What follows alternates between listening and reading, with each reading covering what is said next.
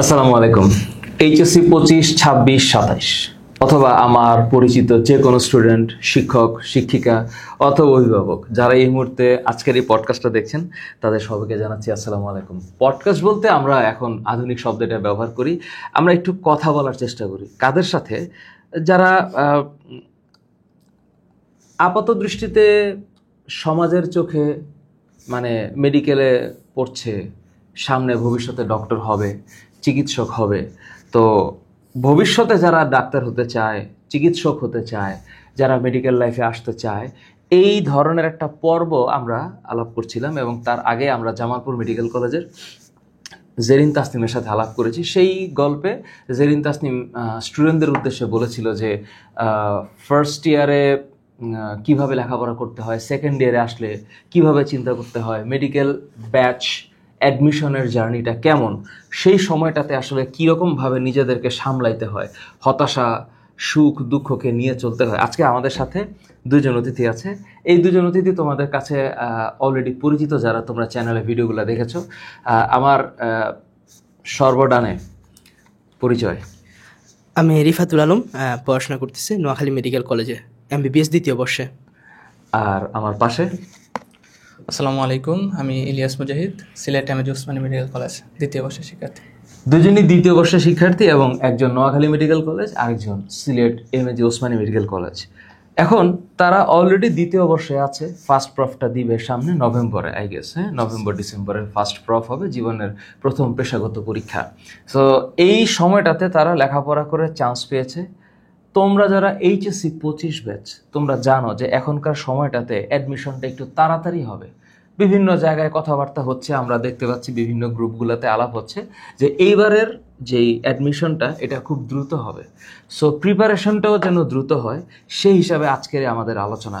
আমি প্রথমে একটু একদম ডিরেক্টলি জিজ্ঞেস করব রিফাতুলকে যে এইচএসসি 25 ব্যাচ এখন যারা আছে, যারা এখন হয়তো কোনো অফলাইন বা অনলাইন মূল ব্যাচে যুক্ত আছে, আমাদের মেডিব্লাস্ট 2.0তেও যারা আছে, বা অন্যান্য জায়গায় যারা আছে, যারা দেখবে, যারা আমাদের বেনিফিশিয়ারি তারাও দেখবে, যারা আমাদের বেনিফিশিয়ারি না তারাও দেখবে, এইচএসসি 25 ব্যাচের এখন আসলে লেখাপড়ার ধরনটা কেমন হওয়া উচিত, তার মেডিকেল টার্গেট যারা করতেছে, বা তোমরা যখন মেডিকেল টার্গেটে লেখাপড়া করেছো, তোমাদের জীবনটাকে সামনে রেখে ওদের জন্য প্রথম করণীয়টা কি হবে? আচ্ছা, এখানে প্রথম করণীয় হচ্ছে টাইম 1 সেকেন্ডও ওয়াস্ট করা যাবে না। কারণ অ্যাডমিশন টাইম এত র্যাপিডলি যায় এবং এত বেশি পড়াশোনা থাকে, এখানে কোনো শেষ নাই, আর পড়াশোনার কোনো শেষ নাই। তো প্রথম কাজ হচ্ছে আমাদের বিন্দুমাত্র সময় অপচয় করা যাবে না। আর খাওয়া, গোসল আর হচ্ছে নামাজ, এই জিনিসগুলো বাদে পুরাটা সময় চেষ্টা করতে হবে পড়াশোনা করার। আর হচ্ছে মোবাইল ইউজ করা বা হচ্ছে অন্যান্য যেসব জিনিস আমাদের ডিস্ট্রাক্ট করতে পারে, ওইগুলো সম্পূর্ণ বিরত থাকা। এখন হ্যাঁ, বলতে পারো যে আমার এই ভিডিওটাও হচ্ছে, আমাদের ভিডিওটাও দেখা হচ্ছে মোবাইলে, বা হচ্ছে ক্লাস হচ্ছে মোবাইলে, ঠিক আছে।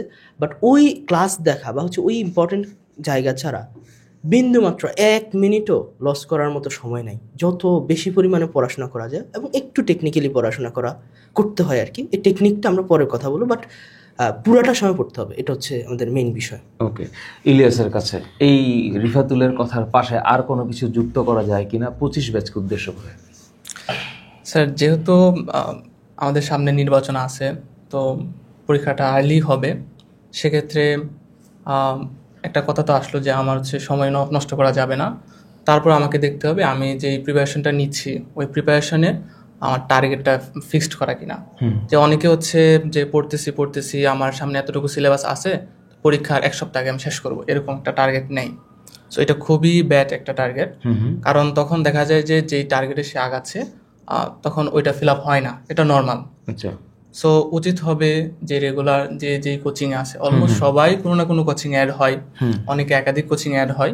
সো ওই সকল কোচিংয়ের একটা নিজস্ব স্ট্র্যাটেজি আছে, তারা এমন একটা রুটিন বানায় দেয় যেটা হচ্ছে অলমোস্ট 1 মাস আগে সিলেবাসটা শেষ হয়ে যায়। সো এখন রেগুলারিটি মেনটেন করাটা খুবই বেশি ইম্পর্টেন্ট, কারণ এখানে ওই সিলেবাসটা কমপ্লিট করতে পারলে আমি 1 মাস সময় পাচ্ছি যে আমি রিভিশন দিতে পারবো। অ্যান্ড ওই 1 মাস আমি অনেকবার রিভিশন দেবো, পেপার ফাইনাল আসবে, সাবজেক্ট ফাইনাল আসবে, দেন সম্পূর্ণ বই মিলে আসবে। সো এইভাবে তখন হচ্ছে আমার প্রিপারেশনটা বেশ গোছালো হবে এবং স্ট্রং হবে। সো এই জন্য এখন রেগুলারিটি মেনটেন করা খুব বেশি আচ্ছা, রেগুলারিটি বলতে আমি যেটা বুঝি, তোমরা জানো যে মেডিকেল ফিজিক্সে যে ধরনের প্রশ্ন আসে, প্রশ্ন কিন্তু খুব কঠিন না। কেমিস্ট্রিটাও খুব কঠিন না। এটা কোন সেন্সে কঠিন না? ইঞ্জিনিয়ারিং ফিজিক্স এবং ইঞ্জিনিয়ারিং কেমিস্ট্রির তুলনায় কঠিন না। কিন্তু বায়োলজিতে একটা মানে জায়গাটা ফিক্স থাকে যে প্রত্যেকটা চ্যাপ্টারের আমরা যে অঙ্গাণুগুলো পড়েছি, প্রত্যেকটা অঙ্গাণুর কাজ থেকে প্রশ্ন আসে, ছক থেকে প্রশ্ন আসে, পার্থক্য থেকে প্রশ্ন আসে, অনুশীলনী থেকে প্রশ্ন আসে। সো এখন রিভিশনটা হচ্ছে এমন হবে যে পরীক্ষায় যেই ধরনের প্রশ্ন আসছিল, অর্থাৎ কোয়েশ্চেন অ্যানালাইসিস করতে হবে যে কীরকম প্রশ্ন আসে। মেডিকেলের অনেক প্রশ্ন আসে যেগুলো হচ্ছে নিচের কোনটি সত্য নয় বা এই ব্যাপারে কোনটি সত্য নয়। তো আমরা সাধারণত বোর্ড এক্সামের জন্য যখন পড়েছি তখন প্রশ্নগুলো এরকম থাকে যে নিচের কোনটি সত্য, মানে কোনটা রাইট অ্যান্সার সেটা কারেক্ট করতে হবে, সেটাই হচ্ছে রাইট অ্যান্সার। কিন্তু মেডিকেল অ্যাডমিশনে দেখা যায় যে এমন জিনিসটাকে চুজ করতে হচ্ছে যেটা রাইট অ্যান্সার না, ওইটা হচ্ছে রাইট অ্যান্সার, মানে বলে নিচের কোনটি সত্য নয়। তো এখন রেগুলারিটি মেনটেনেন্স হচ্ছে তোমার একটা নির্দিষ্ট রুটিন মেনটেন করা। আবার রিফাতুলের কথা এমন যে হ্যাঁ ওয়েস্ট করা যাবে না, বুঝলাম, কিন্তু মানুষ তো দিন শেষে রোবট না। মানুষ তো মানুষ, তার হরমোন আছে, এনজাইম আছে, তো এই ধারাবাহিক পরিবর্তনটা থাকে। তো একটা রুটিন মেনটেন করা উচিত। আমার মনে হয় খুব ভোরে ঘুম থেকে ওঠা উচিত এবং হচ্ছে দিনের সময়টাতে পড়া উচিত, দিনের সময়টাতে। আবার অনেকেই নিশাচর আছে যারা মনে করে যে রাতের বেলা পড়াটা খুব ভালো। এই অভ্যাসে তোমরা যারা আছো এই মুহূর্তে তোমরা অভ্যাস পরিবর্তন করো না, যা আছে যেভাবে আছে খালি একটা নজর দিও যেন অসুস্থ না হও। অসুস্থ মেডিকেল অ্যাডমিশনের 25 ব্যাচের জন্য আমরা যে মেডিব্লাস্ট 2.0 রান করছি, সেখানে আমরা আলহামদুলিল্লাহ যেই পরীক্ষাগুলো নিয়েছি প্রত্যেকটা পরীক্ষার প্রশ্নের মান নিয়ে আমরা হ্যাপি। আমরা সামনে আরও ভালোভাবে পরীক্ষাগুলো নেওয়ার চেষ্টা করবো এবং যারা সামনে ভর্তি হবে, যেমন সামনে হচ্ছে HSC 25-এ যখন রেজাল্টটা দিবে তখন একটা পরিবর্তন আসবে, ওই মোমেন্টে আমরা চেষ্টা করব অনেক ভালো একটা এক্সাম ব্যাচ রান করানোর। সো এখন আমার দ্বিতীয় প্রশ্ন হচ্ছে রিফাতুলের কাছে যে HSC 26 ব্যাচ এখন সামনে প্রি টেস্ট, ওরা মেডিকেল অ্যাডমিশনের জন্য যদি চিন্তা করে, মানে 1 বছর আগের যে ব্যাচটা, ওদের এখন করণীয় কি হবে? আচ্ছা, যারা হচ্ছে 26 ব্যাচ, প্রথম টার্গেট হচ্ছে আমাদের একাডেমিকটা শেষ করা, কারণ একাডেমিক হচ্ছে more important than any other thing. আমার যদি একাডেমিকে A+ না থাকে, তুমি অনেক জায়গায় অটোমেটিক তুমি ছিটকে যাবা। এই জন্য একাডেমিকে A+ খুব মানে মাস্ট, এটা আর কোনো বিকল্প নেই। এখন তুমি বলতে পারো হ্যাঁ আমরা A+-এর পাশাপাশি আরেকটু কীভাবে নিজেকে আগায় রাখতে পারি মেডিকেল অ্যাডমিশনের জন্য। সেটার জন্য খুব কঠিন কিছু না। তুমি বায়োলজির একটা চ্যাপ্টার পড়তেছো, ধরো রক্ত পড়তেছো, পড়তে গিয়ে তুমি অবশ্যই হচ্ছে সিকিউ পড়লা, MCQ পড়লা, সব কিছু সলভ করলা, বেসিক পড়লা, সব পড়লা। পড়া শেষ করে তুমি জাস্ট হচ্ছে মেডিকেল অ্যাডমিশনে কী প্রশ্নগুলো আসছে তুমি জাস্ট ওইগুলো সলভ করে ফেলবা, সাথে ভার্সিটি অ্যাডমিশনেরগুলো সলভ করলা। এই যে তোমার একটা প্রিপারেশনে মোটামুটি সবগুলো হয়ে যাচ্ছে। এখানে এরকম কিছু করা লাগে না যে আমার অনেক কিছু জেনে ফেলতে হবে, নট নেসেসারি। তুমি জাস্ট এই মুহূর্তে গাজী আজমল স্যারের বইটা পড়তেছো স্বাভাবিকভাবে, ওই বইয়ের যেভাবে পড়তেছো ওইখানে জাস্ট মেডিকেল অ্যাডমিশনের কোশ্চেনগুলো সলভ করো, তাহলে তোমার বায়োলজিতে এগিয়ে যাবা। সেম বিষয় কেমিস্ট্রির ক্ষেত্রে এখন থেকে তুমি হাজারি স্যারের বইয়ের যে MCQগুলো, এগুলো একাডেমিকতেও খুব গুরুত্বপূর্ণ। এগুলা বারবার করে ফেলো, মুখাস্তের মতো করে ফেলো, বুঝে দেন মুখাস্তের মতো প্র্যাকটিস করতে করতে করে ফেলো। এটা তোমাকে অ্যাডমিশনে অনেক বেশি হেল্প করবে। ফিজিক্সের ক্ষেত্রেও সেম, ইসাক স্যারের MCQ, তপন স্যারের MCQ, এগুলো এরকম না যে শুধু মেডিকেল অ্যাডমিশনের জন্যই পড়তেছো, এগুলো তোমার একাডেমিকও লাগতেছে, মেডিকেল অ্যাডমিশনও লাগতেছে। এইভাবে নিজেকে আগায় রাখতে পারো। ইংলিশের ক্ষেত্রে তুমি গ্রামাটিক্যাল যে আইটেমগুলো আগে থেকেই তুমি হচ্ছে একাডেমিক লাইফে ক্লিয়ার করে রাখো, যেটা তোমাকে একাডেমিকেও A+-এর দিকে নিয়ে যাবে, অ্যাট দ্য সেম টাইম তোমার মেডিকেল অ্যাডমিশনও আগায় রাখবে। এই হচ্ছে একাডেমিক লাইফের করণীয়। ওকে, ফাইন। সো আমার মনে হয় এটাতেই কাভার হয়ে যাওয়ার কথা। এবার আমার যে প্রশ্নটা সেটা হচ্ছে ইলিয়াসের কাছে। আমি প্রথমে আরেকটু জিনিস একটু ক্লিয়ার করতে চাই। তোমরা যারা এবার অফলাইন অনলাইন বোথ ম্যানেজমেন্টে আসো, এই অফলাইন মানে অফলাইন কোচিং সবাই আমরা জানি যে বিভিন্ন জায়গায় যারা অফলাইন কোচিংয়ে করে, এই অফলাইন কোচিং আর সেলফ স্টাডি, এই যে একটা সামঞ্জস্য, এইটা একটা স্টুডেন্ট কিভাবে করবে 25 ব্যাচ? স্যার, অফলাইন কোচিং আসলে কখন করে? যারা হচ্ছে তার একাডেমিক দুর্বলতা আছে, কারণ অফলাইন কোচিংয়ে আসলে এই সকল বিষয় প্রোভাইড করা হয়। তারা ক্লাস দেয়, এক্সাম নেয়, তবে মেইন ফোকাস হচ্ছে তাদের ক্লাস। তো আমি যদি আমার একাডেমিক সময় ভালো প্রিপারেশন নিতে পারি তাহলে তো আমার অফলাইন কোচিং তেমন দরকার নাই। আমার দরকার হচ্ছে ওদের রিসোর্স, যেটা আমি প্র্যাকটিস করব, কারণ কোচিং ছাড়া আসলে ওইরকম রিসোর্স পাওয়া যায় না। সেটা অফলাইন হতে পারে, অনলাইন হতে পারে। সো আমার হাতে যদি রিসোর্স থাকে অ্যান্ড আমি কোচিংয়ে নাও ভর্তি হই, শুধু রিসোর্স যদি কিনি, তাহলে আমার মোটামুটি প্রিপারেশন হয়ে যাবে।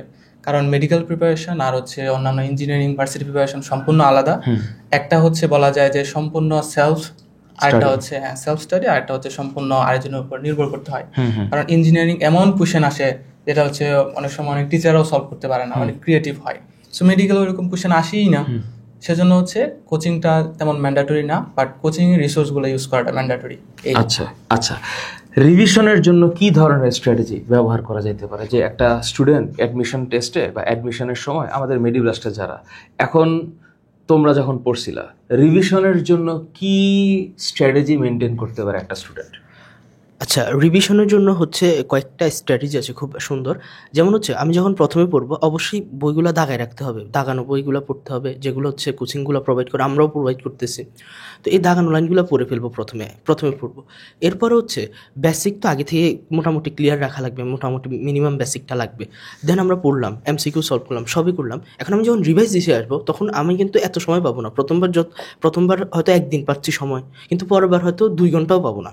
তো এই জন্য আগে থেকে কি করতে হবে, ওই যে দাগানো লাইন তো আছেই, সাথে হচ্ছে আমি এক্সাম অবশ্যই দিছি বিভিন্ন জায়গায়, কোচিংয়ে, অফলাইন, অনলাইন। এক্সামে যেসব জিনিস আমি ভুল করছি, ওইগুলো আমি কি করতাম, আমি স্টিকি নোট দিয়ে লাগাই দিতাম বইয়ের সাথে, ওই পেজে, যে পেজের টপিকটা। এরপরে বিভিন্ন রাইটারের বইতে এডিশনাল কোনো তথ্য থাকতে পারে যেটা হয়তো আমি জানতাম না, ওইগুলো অ্যাড করে দিতাম। এখন রিভিশনের ক্ষেত্রে আমি কি রিভিশন দেবো, এটা বেশি গুরুত্বপূর্ণ।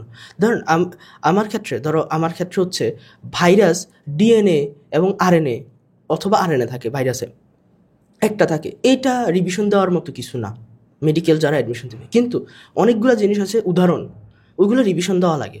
এখন তুমি যদি সিস্টেমিক অর্ডারে যাও, তখন দেখা যাবে শুধু ওইটা রিভিশন দিলা, যে ডিএনএ অথবা আরএনএ, ওই প্রথম পার্টটা, কিন্তু লাস্টের পার্টটা হয়তো বা নাও আসতে পারে, কারণ সময় তো আসবে, সময় তো হবে না আর কি।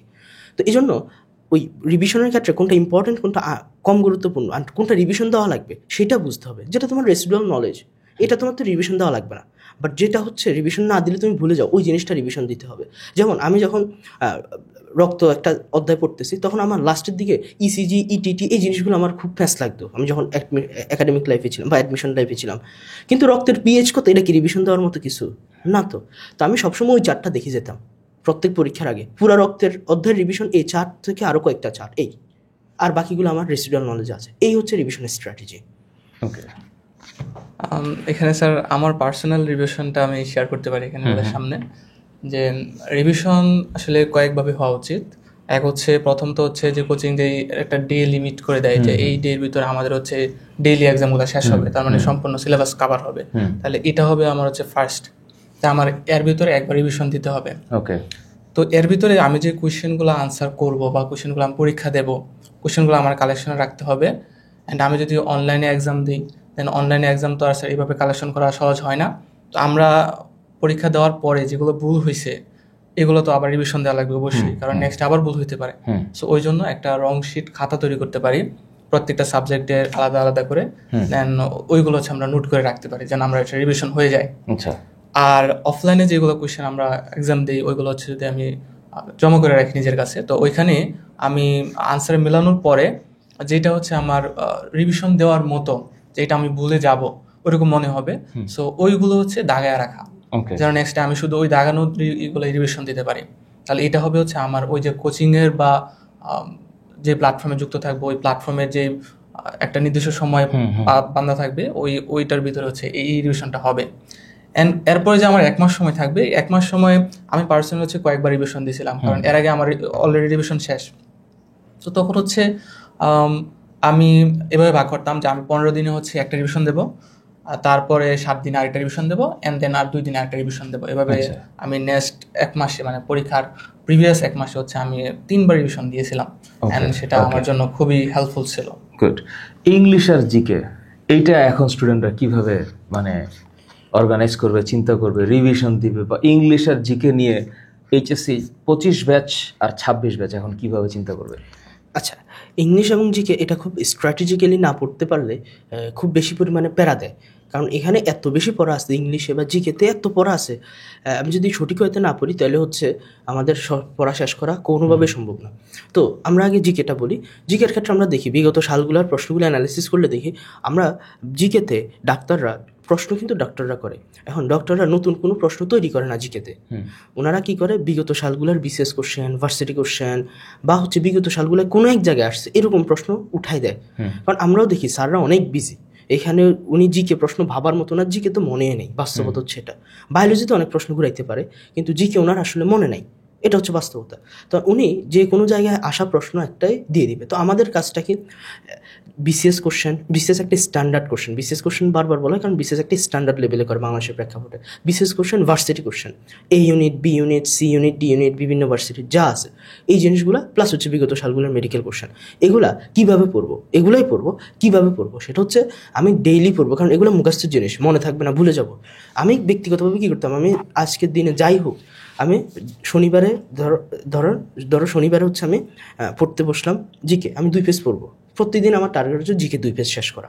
এই 2 পেজ শনিবারে পড়বো। রবিবারে কি করবো, আগে শনিবারে যে 2 পেজ পড়ছি আগে এই 2 পেজ রিভিশন দেবো, দেন আবার নতুন 2 পেজ পড়বো। সোমবারে হচ্ছে শনি এবং রবিবারের যে 2 পেজ 4 পেজ এগুলো আগে পড়বো, রিভিশন দেবো, দেন হচ্ছে সোমবারটা পড়বো। এইভাবে করতে করতে দেখা যায় একটা পেজ কতবার যে পড়া হয়, মাথায় পুরো গেঁথে যায় পরীক্ষার হলে। এবং আমার জিকে পারফরমেন্স সবচেয়ে বেশি ভালো ছিল পরীক্ষার হলে, কারণ এতবার জিকে কিন্তু লিমিটেড কোশ্চেন, বিশেষ কোশ্চেনগুলো যদি এগুলো চিন্তা করি এগুলো কিন্তু খুব বেশি না, লিমিটেড। এতবার পড়া হয়েছে যে আমার সবগুলা মাথায় ছিল এবং খুব ভালো পারফর্ম করতে পারছি জিকেতে। তো এই জন্য জিকের হচ্ছে সিস্টেমিক অর্ডারে জাস্ট প্রতিদিন অল্প অল্প করে পড়লে এটা হচ্ছে সবচেয়ে ভালো হয়। সেম গোস ফর ইংলিশের 2টা পার্ট, একটা হচ্ছে ভোকাবুলারি পার্ট আর একটা হচ্ছে গ্রামাটিক্যাল পার্ট। ভোকাবুলারি পার্টটা হচ্ছে পুরাটা মুখস্থ, এখানে হচ্ছে সেম যে 1 পেজ করে আমি vocabulary, same content, BCS, varsity question, এই সেম কন্টেন্টগুলাই ইংলিশ ভোকাবুলারির ক্ষেত্রে আমরা পড়বো। এবং সেটা হচ্ছে রেগুলার হয়ে আবার হচ্ছে রিভিশনের উপরে রাখবো, রেগুলার রিভিশন, সার্কুলারলি রিভিশনের উপরে থাকবে, অটো হয়ে যায়। আর হচ্ছে ইংলিশ যে গ্রামাটিক্যাল পার্টটা ওইটা আসলে মিনিমাম বেসিক না থাকলে এটা অ্যান্সার করা টাফ। তো এই জন্য যার যতটুকু বেসিক আছে এটা সবাই জানে, যার যেটা হচ্ছে উইক পয়েন্ট আছে এটা হচ্ছে ইউটিউবে অ্যাভেলেবেল ভিডিও আছে, ফ্রি পেইডও আছে, যে জায়গায় পড়বা, অফলাইন যে কোনো জায়গা থেকে মিনিমাম বেসিকটা নিতে হবে। অনেক বেশি হাই লেভেলের বেসিক লাগে না, মিনিমাম বেসিকটা নিয়ে দেন হচ্ছে তুমি কোশ্চেনগুলো সলভ করবা। কোশ্চেনগুলো যদি সলভ করতে পারো দ্যাট মিনস তোমার এতটুকুই এনাফ, অনেক হাই বেসিক লাগে না। ওকে। আচ্ছা, অ্যাডমিশন লাইফে কোন জিনিসটা স্টুডেন্টরা সবচেয়ে বেশি ভুল করে? Anyone can answer. অ্যাডমিশন লাইফের স্টুডেন্টদের ভুলটা কি হয় according to your experience? Sir প্রথমত হচ্ছে স্যার রিভিশনের ব্যাপারটা, এটা আগেও বলছি যে রেগুলারিটি মেনটেন করা। ওই রিভিশনের ক্ষেত্রে আমি যে রেগুলারিটি মেনটেন না করি, আলটিমেটলি আমি যে দিনই ফিক্সড করি এর থেকে পিছাবো। সো আলটিমেটলি আমাকে হচ্ছে একটা নির্দিষ্ট ডে আগে এটাকে ফিক্সড করতে হবে, সেটা একটা বিষয়। আর হচ্ছে স্যার যারা হচ্ছে বিভিন্ন কোচিংয়ে অ্যাড থাকে, তারা বিভিন্ন কোচিংয়ে পরীক্ষা দেওয়ার পরে হচ্ছে আনসারগুলো মিলায় না, এটা একটা সবচেয়ে বড় সমস্যা। সো কোয়েশ্চেনে যতই পাই আমাকে একবার মিলানো উচিত, আমার কতগুলো ভুল হয়েছে, এগুলো কেন ভুল হয়েছে, এটা অনেক বেশি গুরুত্বপূর্ণ। রাইট। তোমরা যখনই পরীক্ষা দিবা, অনলাইন অফলাইন যেখানেই পরীক্ষা দাও, প্লিজ চেষ্টা করবা যেই অ্যান্সারগুলো ভুল হচ্ছে, যেই প্রশ্নগুলোর উত্তর তুমি পারছো না, ভুল হচ্ছে, 50-এর একটা এক্সাম দিলা, ধরো 42 পাইলা, এখন যেই প্রশ্নগুলোর উত্তর ভুল হয়েছে, তোমরা তো মাইনাস মার্কিং সহ পরীক্ষা দাও, সো যেই প্রশ্নগুলো ভুল হয়েছে ওগুলাকে রিভাইজ করতে হবে। ওগুলা কোত্থেকে প্রশ্নটা আসছে এটার সোর্সিং করতে হবে। ফিজিক্সে ভুল হলে, কেমিস্ট্রিতে ভুল হলে, বায়োলজিতে ভুল হলে কোন অধ্যায়ের কোন অংশটা থেকে প্রশ্নটা আসছে এবং তুমি পারো নাই, সেটা প্লিজ সলভ করবা।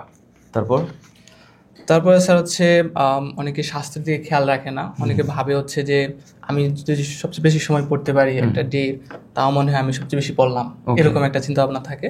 তো এটার সহজ উত্তর হচ্ছে আসলে মানুষ তো অনেক পরিবেশে, অনেক এনভায়রনমেন্টে বড় হয়, অনেকে হচ্ছে রাত জেগে পড়ে, অনেকে দিনে পড়ে, অনেকে ডেইলি বেশি পরিশ্রম করতে পারে, অনেকে কম পরিশ্রম করে। সো ওইরকম যার যেরকম জায়গা, ওই জায়গা থেকে সুস্থ থেকে শরীরকে সুস্থ রেখে যতটুকু চেষ্টা করা যায়, সেটা যদি 10 ঘন্টা হয় এনাফ, 16 ঘন্টাও যদি যায় তাহলে তার জন্য 16 ঘন্টাও এনাফ, সমস্যা না, এটা মেনটেন করাটা জরুরি। আচ্ছা। আবার অনেকে হচ্ছে স্যার একটু অল্পতেই হতাশ হয়ে যায়, সো এটা একটা বিষয় যে হতাশ না হওয়া। এখন আমি স্যার বিশেষ করে বেশি হতাশ হইতাম, কারণ এটাকে আমি খুব সিরিয়াসলি নিছি। আমি শুধু মেডিকেলের প্রিপারেশন নিছি, আমি মেডিকেল প্রিপারেশন নেওয়ার পরে আর কি প্রিপারেশন নেব এটা মাথায় আনি নাই। এটা যখনই আসতো তখনই আমার ভয় লাগতো, যদি মেডিকেল না হয় তখন আমার কি হবে, আমি তো ইঞ্জিনিয়ার প্রিপারেশন নিচ্ছি না। সো এই একটা ভয়, তো এই ভয়টা আমি হচ্ছে কাভার করতাম বড়দের পরামর্শে।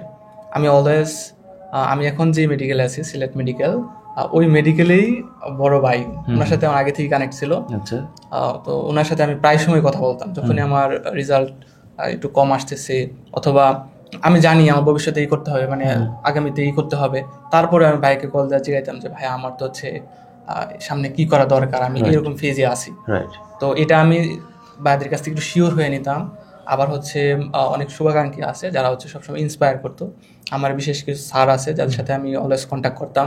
তারপর আমার ফ্যামিলি তো অবশ্যই, আমি মানে আমার বাবা মার প্রতি বেশ কৃতজ্ঞ, তারা আমাকে অনেক সাপোর্ট দিয়েছে যে কোনো কন্ডিশনে, মানসিক, শারীরিক, যে কোনো আর্থিক সব দিক দিয়ে আমাকে মানে হেল্প করেছে। এই জায়গায় একটা ইম্পর্টেন্ট ইস্যুস ফ্যামিলি। আপনারা যারা অভিভাবক আছেন বা আমার স্টুডেন্টদের যারা গার্ডিয়ান আছেন, তারা দয়া করে যে এই টাইমটা না একটা খুবই ক্রুশিয়াল টাইম। মানে আগে এসএসসি এবং এইচএসসিতে একটা স্টুডেন্ট আসলে কোনো কম্পিটিশনে ছিল না, সবাই কলেজের সবাই এ প্লাস পাইছে, ওকে ফাইন, কোনো সমস্যা নেই। কিন্তু এটা তো মেডিকেল একটা নির্দিষ্ট আসনের বিপরীত স্টুডেন্টকে পরীক্ষা দিতে হয়, তো 1 লাখের বেশি স্টুডেন্ট পরীক্ষা দেয়, তার মধ্যে থেকে 5200-র মতো চান্স পায় বা 5300-র মতো চান্স পায়। তো এই যে স্টুডেন্টরা চান্স পাচ্ছে, বাকিরা যে চান্স পাচ্ছে না, এটা তো এমনিতেই একটা কষ্টদায়ক ব্যাপার।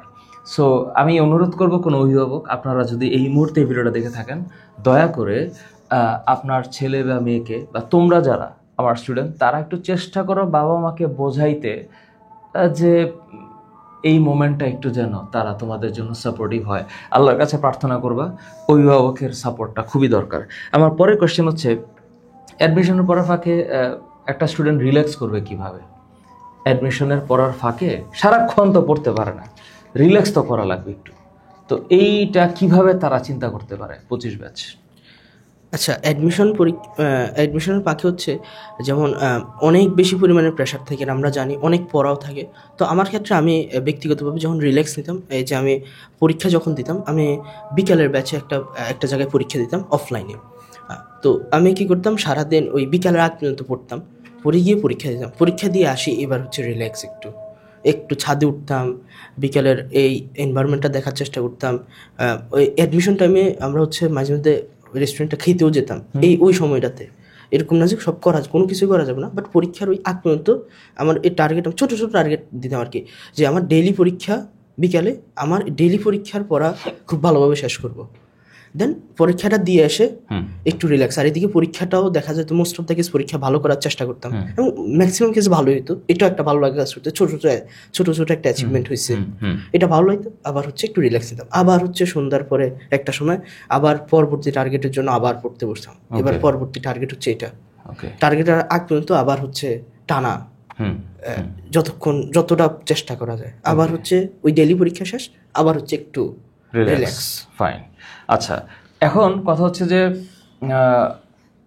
আর সামনে মেডিব্লাস্ট নিয়ে বা মেডিব্লাস্টের যারা স্টুডেন্ট আছে তাদের উদ্দেশ্যে কিছু কথা থাকলে ইলিয়াস এবং রিফাতুল ইন্ডিভিজুয়ালি। হ্যাঁ, আলহামদুলিল্লাহ যে আমি মেডিব্লাস্টের একজন ইনস্ট্রাক্টর হইতে পারছি। সো মেডিব্লাস্ট নিয়ে আমাদের যে প্রাইমারি প্ল্যান, সেটা এখন তো এক্সাম বেস চলতেছে, সামনে সেটা ফুল বেস আকারে আসবে। সো আমরা যারা আছি, যারা আমাদের যে লম্বা সময় যে পার করে আসছে, ওই সময় যে ভুলগুলো হয়েছে, আমাদের সামনে যে ভুলগুলো আদার স্টুডেন্টসরা করছে, তারা সেটাকে কীভাবে কাভার করছে, অ্যান্ড এর থেকে কীভাবে আরও ভালো করা যায়, অ্যান্ড কী কী পড়া লাগবে, কীভাবে পড়তে হবে, এই সব কিছু হচ্ছে আমাদের সাথে যারা যুক্ত থাকবে তাদেরকে এনশিওর করা একটা বড় প্রয়াস থাকবে। অ্যান্ড এটাই দরকার। আমি আগেও বলেছি যে মেডিকেল প্রিপারেশন হচ্ছে সম্পূর্ণ ব্যক্তিগত। এখানে হচ্ছে ওই যে মানসিক সাপোর্টটা খুব বেশি জরুরি, কারণ হতাশা আসবেই। কারণ একটা সময় যে মানুষ 12 বছর এক যুগ কেরিয়ার পরে ওর আরেকটা ফেজে যাবে, হয় ও ডাক্তার হবে, নয় সে অন্যান্য শিক্ষকতা বা বাইরে চলে যাবে, এরকম একটা অনেকটা বড় একটা ডিগ্রি পরিবর্তন আসে। সো এখানে একটু ভয় হতাশা থাকবেই। এজন্য অবশ্যই বড় ভাইদের সংস্পর্শে থাকাটা খুব বেশি জরুরি। যারা হচ্ছে ইমিডিয়েট সেটা বেশি ভালো হয়, কারণ তারা সম্প্রতি বিষয়গুলো ফেস করে আসে। সো ওই জায়গায় আমরা হচ্ছে সর্বোচ্চ সাপোর্ট দেওয়ার চেষ্টা করবো। ওকে, তো আশা করি যারা হচ্ছে আমাদের সঙ্গে যুক্ত হবে তারা হচ্ছে এই সাপোর্টগুলো পাবে ইনশাল্লাহ। ইয়েস, রিফাতুল্লাহ যদি কিছু বলার থাকে। যে ইলিয়াস একটা খুব গুরুত্বপূর্ণ কথা বলছে, আমার লাইফের একটা স্টোরিটা শেয়ার করি। আমি যখন অ্যাডমিশন ফেজে ছিলাম তখন আমার এক কলেজের ইমিডিয়েট সিনিয়র ভাই, উনি আর আমি আবার একই ম্যাচে ছিলাম। আমি 5 তলায় ছিলাম, উনি 19 তলায় ছিল। উনি হচ্ছে মেডিকেলে চান্স পেয়েছে এবং বুয়েটেও চান্স পেয়েছে, মাল্টিপল জায়গায় চান্স পেয়েছে। তো আমি ওনার খুব কাছ থেকে ওনারে পরিশ্রম করতে দেখছি এবং হচ্ছে পরবর্তী আমার ফেজে আমি যে কোনো সমস্যা, যে কোনো কিছু হলে আমি ওনাকে ফোন দিতাম, ভাই আমার তো আজকে মার্ক কম উঠছে, বা আমার তো এটা হচ্ছে না, বা এটা কি পড়তাম, এনিথিংস আমি জাস্ট ওনার ফোন দিতাম। উনি জাস্ট যেটা বলতো আমি সেটা করতাম। আমি অনেকটা প্রেশার রিলিফ হতো, মনে হতো আমি অনেক প্রেশার আছি, বাইরে ফোন দিছি, ভাই আমি বললাম এই সমস্যা, ভাই বলছে এটা কর, আমি এটা করছি, জাস্ট প্রেশার রিলিফ হয়ে গেছে। এই যে এই লেভেলের সাপোর্ট, এই মেন্টাল সাপোর্টটা অ্যাডমিশন টাইমে খুব জরুরি। এটা মেডিকেল অ্যাডমিশনের জন্য আরও বেশি জরুরি, কারণ তথ্যভিত্তিক পড়াশোনাতে মাথা অনেক সময় জ্যাম হয়ে যায়, মনে হয় যে আমি তো কিছু পারবো না। যেমন আমি যখন মেডিকেল অ্যাডমিশনের 1 সপ্তাহ আগে হয়েছিল, তখন আমার মাথা পুরা, আমি জাস্ট মেন্টালি অন্য লেভেলে চলে গেছি। এরকম ফিলিংস আমার পুরো জীবনে হয় নাই। মনে হচ্ছে আল্লাহ যদি চান্সটা না পাই, অনেক রকম মানে ব্যাড চিন্তা আসতেছে, যদি চান্সটা না পাই। আমার এখন মনে হচ্ছে কিছুই মনে নাই, মনে হচ্ছে নর্মাল জিনিস আমার মনে নাই, শুধু মনে হয় যদি এটা ভুল করে ফেলি, নর্মাল জিনিসটাও যদি ভুল করে ফেলি। তখনও জাস্ট ভাইকে ফোন দিয়েছিলাম, তো ভাবছি আচ্ছা সমস্যা নাই, আমাদের এরকম হয়েছে। এই যে জাস্ট এই কথাটাই মেন্টাল স্ট্রেংথ দিয়ে দিছে। জাস্ট এই জন্য ইমিডিয়েট সিনিয়র ভাই বা হচ্ছে যারা অলরেডি এই পেজটা ওভারকাম করছে, সে এই পথটা জানে কোন পথে কী হবে। এবং এইটাই আমরা মেডিব্লাস্ট, এই জন্যই আমরা প্রতি উইকে আমরা সেশন নিই। আমরা এই 2 দিন আগে আমাদের একটা সেশন ছিল, আমরা সেশনগুলো ইচ্ছা করেই নিই, এই জন্যই নিই যাতে হচ্ছে তোমরা আমাদের কাছে এই কথাটা আমাদের জন্য খুব বেশি কিছু না, বাট তোমার কাছে তোমার এন্ডিং থেকে এটা অনেক বর্ষার জায়গায় এটা আমি ফিল করি বা আমরা ফিল করি। এই জন্য আমরা হচ্ছে এই কাজটা করি। এবং ভবিষ্যতেও আমাদের অনেক বড় ইচ্ছা আছে, ফুল ব্যাচ সহ আর অনেক কিছু করার ইচ্ছা আছে। বাট আমরা আপাতত হচ্ছে এক্সাম ব্যাচে আছি, এবং শুধু এক্সাম ব্যাচ না, আমরা এই যে মেন্টরিং করা, সাথে হচ্ছে তোমাদেরকে অন্যান্য সাপোর্ট দেওয়া, পিডিএফ এর বিভিন্ন বইয়ের সাপোর্ট দেওয়া, সোর্সের সাপোর্ট দেওয়া, আমরা সব কিছু দিব। আর আমাদের এক্সাম ব্যাচে আমাদের ওয়েবসাইটে সুন্দরভাবে এক্সাম দেওয়া যাচ্ছে। এটা হচ্ছে আজকের এই আলোচনায় আরও যদি কোনো কিছু অ্যাড করার থাকে, দ্য ফ্লোর ইজ ইয়োর্স। আমি কোনো প্রশ্ন করছি না। 25, 26, 27 উত্তেজিত 27 অনেকে বলে, যারা হচ্ছে মাত্র ইন্টারমিডিয়েট লাইফটা ঢুকছে। 26 ব্যাচ এখন প্রি টেস্ট দিয়ে সামনে টেস্ট দিবে, আর 25 ব্যাচ তো আমাদের মেডিব্লাস্টে যারা যারা আছে। সো সামগ্রিক বিষয়াদি নিয়ে এখন মাইকটা হচ্ছে ইলিয়াসের। সো আমি কোনো প্রশ্ন না করে যদি ওভারঅল একটা মানে এন্ডিং স্পিচ দেওয়া যায়।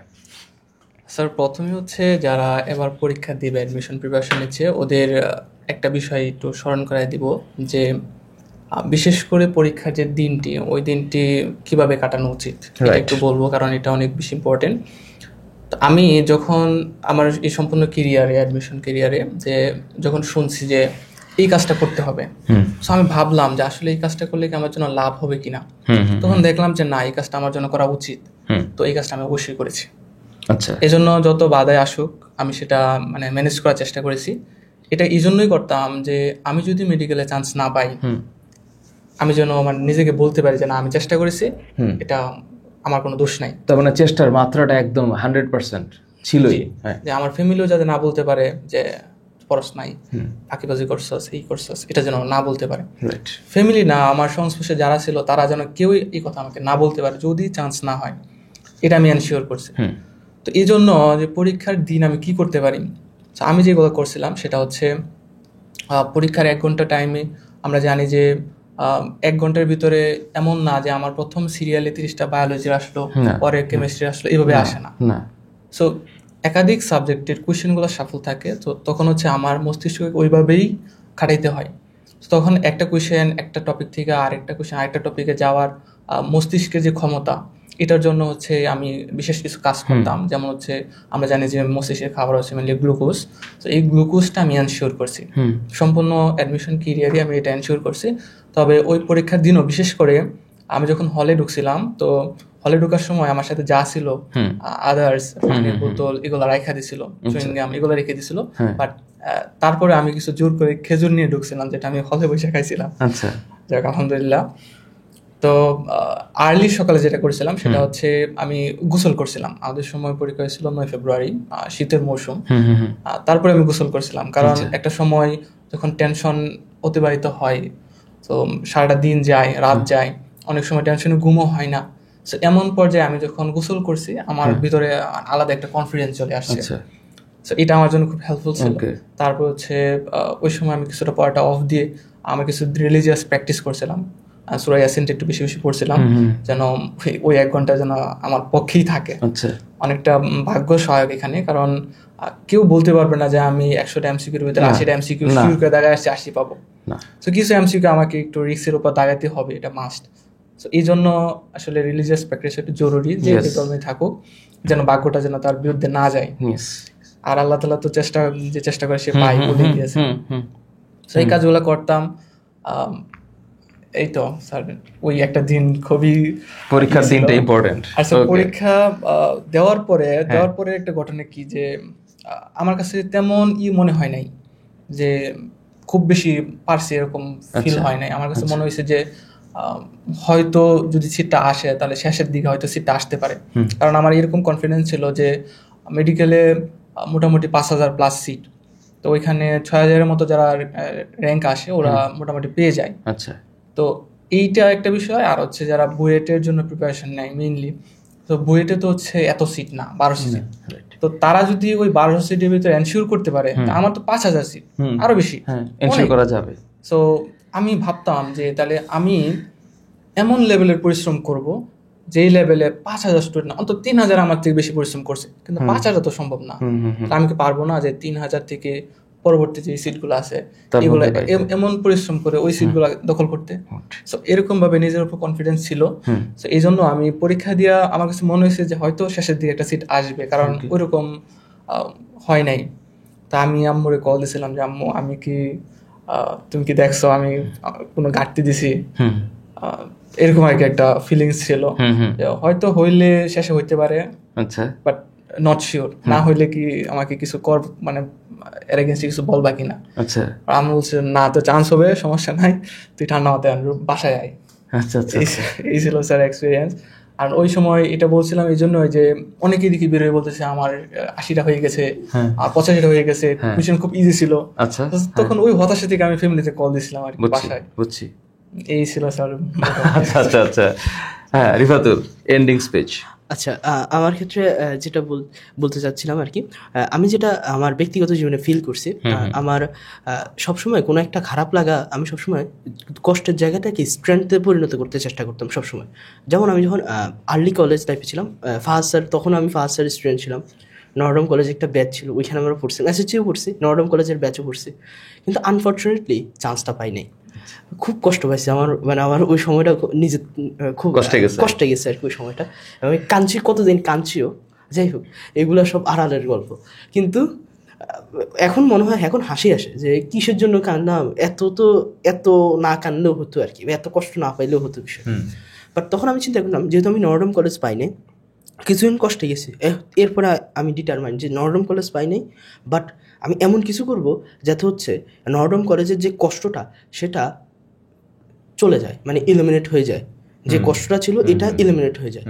এটার জন্য আমি প্রথম থেকেই হচ্ছে এই খুব ভালোভাবে পড়াশোনা করতাম, যে আমার ফিজিক্স, কেমিস্ট্রি, ম্যাথ এগুলো হচ্ছে মানে একাডেমিক লাইফটা খুব ভালোভাবে পড়াশোনা করতাম। এরপরে আরেকটা জিনিস, যেমন আমি ব্যক্তিগত জীবনে ম্যাথ পছন্দ করতাম, বায়োলজি আমি একটু কম পারতাম বা কম পছন্দ করতাম, কম পারতাম। ফার্স্ট ইয়ার ফাইনাল যখন পরীক্ষা হয়েছিল, অ্যাভারেজ মার্ক সবাই 75-76 পাইছে, যারা ফার্স্ট সেকেন্ড হয়েছে ওরা 80-র উপরে পাইছে, আমি পাইছি 66 না 67 ফার্স্ট ইয়ার ফাইনাল কলেজের। এরকম ভালো পারফরমেন্স ছিল না, বাট অন্যান্য বিষয় ম্যাথ, ফিজিক্স এগুলো ভালো ছিল, এই জন্য মোটামুটি কলেজের র্যাঙ্ক ভালো ছিল। কিন্তু বায়োলজির প্রিপারেশন, বায়োলজির অবস্থা ছিল এরকম। তো এখন আমি মেডিকেলে আছি, আমি এইটা নিয়েই পড়তেছি, এটা নিয়েই পড়াচ্ছিও, ক্লাসও নিচ্ছি। বাট ওই যে আমি ওই সময় চিন্তা করছি আমার এটা দুর্বল জায়গা, বাট এটাকে আমি স্ট্রেংথের জায়গায় নিতে হবে। এই স্ট্রেংথের জায়গায় আমি যখন এই সেকেন্ড ইয়ার আমি স্ট্রেংথের জায়গায় নিছি, আমি চিন্তা করছি কোন জায়গায় পরীক্ষা হয়। আমি আগে একাডেমিক খুব ভালোভাবে পড়লাম যে কী জন্য মিস হয়েছে। আমার এক বন্ধু, হে খুব ভালো পাইছে, আমার খুব কাছের বন্ধু, এই যে ফাহিম মাহতাব তাফসীর, ও আবার খুব ভালো পারতো। ওরা আমি জিজ্ঞেস তুই কী করছস, তো আবার ভালো আমার বলছে এই করছে, আমি যাই এগুলো করছি, বইয়ের এইভাবে পড়ছি, এর ক্লাস করছে, এইভাবে পড়ছে, আমি এইভাবে পড়ছি, ওকে। পড়ি দেখছি যে আমি ওর মতো রেজাল্ট করছি। এবার আমার এবার আরও যাইতে হবে। এবার আমি রেটিনাতে পরীক্ষা দিই, ওই জায়গায় পরীক্ষা দিচ্ছি, ওই জায়গাতে রেটিনাতে পরীক্ষা দিচ্ছি। আর আমি দেখছি রেটিনা একটা পরীক্ষা, রেটিনা স্টার আমি ওই এলাকায় প্রথম দিকে ছিলাম, 500 টাকা দিচ্ছি ওই সময়। প্রথম আমি পুরস্কার পাইছি সেকেন্ড ইয়ারে, রেটিনা থেকে পুরস্কার পাইছি। কোর্সেও কিছু সার্টার দিছে ওই সময়। এরপরে মেডিকো ছিল, এরপরে উন্মেষ ছিল, যে জায়গায় ছিল যত জায়গায় ছিল পরীক্ষা দিচ্ছি। আস্তে আস্তে গ্রো হচ্ছে। আমার জাস্ট একটা জিনিস ছিল, আমার কোনো একটা জিনিস উইক পয়েন্ট, আমি এটাকে স্ট্রেংথের জায়গায় নিয়ে যাবো। এখন পরবর্তীতে আলহামদুলিল্লাহ মেডিকেলও চলে আসছে। কিন্তু আমার ফার্স্ট ইয়ার রেজাল্ট কিন্তু বায়োলজিতে যথেষ্ট খারাপ, মানে 66-67, আমার এভারেজ মার্কে 75 বা 70 থেকে 75 সবাই। কিন্তু এই পাস আসতো না, মানে 80 আসতো না। 80 একাডেমিক পরীক্ষা 80 আসাটা একটু টাফ। যারা খুব ভালো করে তারা হচ্ছে 80 আসে, এভারেজ মার্ক 70 থেকে 75। ওইখানে আমার 66 না 67, অনেক কম। বুঝতে পারছি। সো প্রাথমিকভাবে কোনো কিছুতে ফেইলার হওয়া মানে যে জীবনটা একেবারে ফেইলার তা না। হ্যাঁ, একাডেমিক কামব্যাক দেওয়া যায়। সো এই যে আমরা এতক্ষণ আলোচনা করলাম, এই আলোচনাটার উদ্দেশ্য হচ্ছে যে একটা স্টেজ পার হয়ে যায় তখন তার কাছে এগুলো খুব নর্মাল মনে হয়, ঠিক আছে এগুলো তো আমি পার হয়েছি। কিন্তু যে আসলে ওই স্টেজটাতে আসে বা আছে বা থাকে, তার কাছে বিষয়গুলো খুবই ক্রিটিক্যাল লাগে। সো এই যে ইন্টারমিডিয়েটের পরের এই যে টাইমটা না, এইচএসসি 25 ব্যাচ তোমরা যেটা মেনটেন করতেছো বা তোমাদের যে এখনকার সময়টা, আমি অক্টোবরের 1 তারিখে কথা বলছি, এই অক্টোবরের থেকে অক্টোবর, নভেম্বর, ডিসেম্বর, এই 3টা মাস তোমাদের জন্য একটু লাইফে খুবই চ্যালেঞ্জিং সময়। তোমরা আগে আসলে কতটুকু পড়েছো, কতটুকু স্টাডি করেছো, কিভাবে করেছো, শোনো, কত ঘন্টা তুমি পড়লা বইটা পড়ার টেবিলে, এটা কিন্তু আসলে ম্যাটার করে না। ম্যাটার করে তুমি কতটুকু মনোযোগ দিয়ে পড়ছো। তুমি পৃথিবীর কাউকে দেখানোর জন্য পড়বা না, তুমি শুধুমাত্র তোমার নিজের জন্য পড়বা। আর পড়াটা একটু স্ট্র্যাটেজিক্যালি হওয়া উচিত, যেন অন্ততপক্ষে পরীক্ষার হলের এই 100টা এমসিকিউ প্রপারলি তুমি যেন অ্যান্সার করতে পারো। আমি আশা করি যে আজকে যা বলার কথা মোটামুটি আমরা আলাপ করেছি, সামনে ইনশাল্লাহ আমরা আরও অনেক নতুন বিষয় নিয়ে আলাপ করব। আজকে আমি শর্টলি এইচএসসি 25 ব্যাচকে তোমাদের বলতে চাই, সামনে ইলেস যেহেতু অলরেডি ইলেকশনের কথা বলছে, যে সামনে একটা নির্বাচনের একটা আমেজ আছে, তার আগে কিছু পরীক্ষা হবে, কিছু পরীক্ষা নির্বাচনের পরেও যাইতে পারে, গুচ্ছের পরীক্ষা নির্বাচনের পরে যেতে পারে, চবের পরীক্ষা নির্বাচনের পরে যেতে পারে, আলোচনা যা হচ্ছে আর কি শুনলাম। সো এটা কতটুকু সঠিক এটা আমাদের ইন্টারনাল গ্রুপে আলোচনা হচ্ছে। সো যদি মেডিকেলের পরীক্ষাটা আগেই হয়ে যায় বা ভার্সিটি পরীক্ষাটা আগেই হয়ে যায় বা স্বাভাবিকভাবে এটাই হইতে পারে, তো তখন তোমরা মেন্টালি সেভাবে একটু প্রস্তুত নিও। সো তোমরা এই অক্টোবর মাস, নভেম্বর মাসটাকে প্রপারলি ব্যবহার করো। মানুষের জীবনটা হচ্ছে অক্টোবরের আকাশের মতো, এই হচ্ছে মেঘ শূন্য, হঠাৎ করে ছমছম করে বৃষ্টি, তো এটা জীবনে থাকবেই। সো জীবনটা যেভাবেই হোক আমরা যেন সুস্থ থেকে পরিশ্রম করতে হবে, হাড় ভাঙা পরিশ্রম যেটাকে বলে। হাড় আবার ভাঙা যায় না পরিশ্রম করতে করতে, মানে তোমরা 12th ফেল দেখছো না, ওই যে 12th ফেলের মতো। 12th ফেল মুভিটা কমপ্লিটলি একটা একাডেমিক কামব্যাকের মুভি। একেবারে দরিদ্র একটা জায়গা থেকে, একেবারে জ্ঞান শূন্য একটা জায়গা থেকে একটা ভালো জায়গায় আসা। হ্যাঁ, তার মানে সরকারি চাকরি মানে ভালো চাকরি, বিষয়টা ওই জায়গায় আমি বলছি না, মানে জীবনের এমন একটা পর্যায়ে আসা যেখানে বাবা মা প্রাউড ফিল করতে পারে। ওরা আজকে ডক্টর হওয়ার রাস্তায় আছে, সামনে ওরা মেডিকেল পাস করবে, তারপর রোগীদের সেবা করবে, তারপর ট্রিটমেন্ট করে পেশেন্ট ভালো করলে এই ডক্টরি জীবনের সার্থকতা। সো মেডিকেলের চান্স পাওয়া মানেই যে একেবারে সাকসেসফুল হয়ে গেল বিষয়টা এমন না। হ্যাঁ, ওরা চেষ্টা করতেছে, সবাই চেষ্টা করে। সো তোমরা যারা ভবিষ্যৎ ডক্টর হবা, তোমাদের সবাইকে আল্লাহর তাআলার রহমত যেন তোমাদের উপর থাকে, সেই চেষ্টা, সেই দোয়া করছি। তোমরা যখন লেখাপড়া করবা, যারা চান্স পাবা, তারা কেবলমাত্র তারা চেষ্টা করেছে বলেই হয়েছে। আর যারা চান্স পাবা না, তারা যে একেবারে ফেল না তাও না, তাদের পরবর্তী যেই অ্যাডমিশনগুলো আছে সেগুলোতে তোমরা ট্রাই করবা। সো আমরা ধাপে ধাপে তোমাদেরকে পোস্টের মাধ্যমে হোক, ভিডিওর মাধ্যমে হোক, আপডেটগুলো জানানোর চেষ্টা করব। আজকের এই পডকাস্ট থেকে আমি বিদায় নিচ্ছি, ইলিয়াস এবং Rifat. Thank you so very much. তোমাদের সবার জন্য শুভকামনা। মেডিপ্লাস 2.0-তে তোমরা যারা আছো, তোমরা সামনে আরও ভালো সার্ভিস পাবা, ফর দ্যাট শিওর আমি তোমাদেরকে জানাচ্ছি। আর হ্যাঁ, ইন্টারমিডিয়েট পরীক্ষার পরে তোমরা যারা আমাদের এক্সাম ব্যাচে আসতে চাও বা আগেও আসতে চাও, please join soon. We are here to serve you. Thank you.